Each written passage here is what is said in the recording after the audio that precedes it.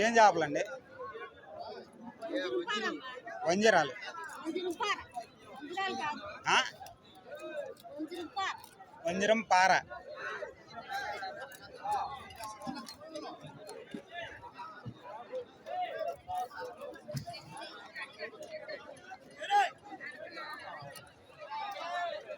ఎంత పెట్టుకున్నారండి? 1200. ఎన్ని చేపలు? ఐదు చేపలు పడ్డా? 6 చేపలు వచ్చారు 1200. 200 పడింది ఒక్కో చేప. బయట కొంటే చాలా ఎక్కువ పడతాయి కదా. బాగునిద్దా?